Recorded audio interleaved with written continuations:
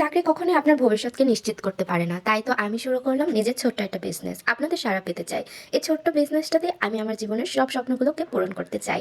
আমি একটা খুব ভালো পজিশনে চাকরি করতাম। কিন্তু অতঃপর ভেবে দেখলাম কোনো চাকরি স্থায়ী সমাধান নয়। দরকার একটি নিজস্ব ছোট বিজনেস। সেটা যেমনই হোক না কেন। তারপর আমার আগ্রহ গিয়ে দাঁড়ালো কসমেটিক থ্রি পিস এবং একটি দোকানের মধ্যে মানুষ ঢুকলে যা পেতে চায় সবটা নিয়ে তাকে যেন অন্য কোথাও ঘুরতে না হয়। মার্কেটের সবকিছু নিয়ে নিজের এলাকার মধ্যে শুরু করলাম এই বিজনেসটা। জানি না কার কাছে আইডিয়াটা কিরকম লেগেছে, বাট আমার কাছে অনেক ভালো লেগেছে। নিজের বিজনেস যেরকমই হোক না কেন, এই বিজনেসের মাঝে চাকরির চেয়ে অনেক বেশি প্রশান্তি রয়েছে। যারা চাকরিজীবী বা চাকরি করতে চান তাদেরকে আমি একটাই কথা বলতে পারি যে চাকরি করে জীবনে যে জ্ঞানটা অর্জন করলাম সেটা হলো নিজস্ব একটা ছোট্ট বিজনেস দিয়ে মানুষ যে পর্যায়ে যেতে পারে সেটা কখনোই কোনো বড় পজিশনে ভালো চাকরি দিয়েও সম্ভব নয়।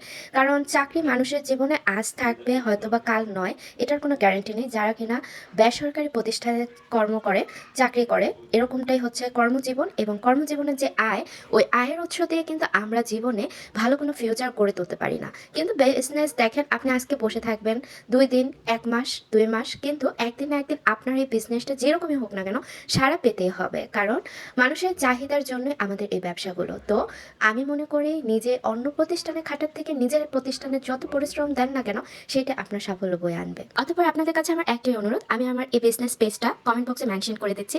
সেখান থেকে আপনারা একবার হলো আমার পেজটা ঘুরে আসবেন, দেখবেন আপনাদের কাছে পণ্যগুলো কিরকম লাগে, আমার বিজনেস আইডিয়াটা কিরকম লাগে। ভালো লেগে থাকলে অর্ডার নাও।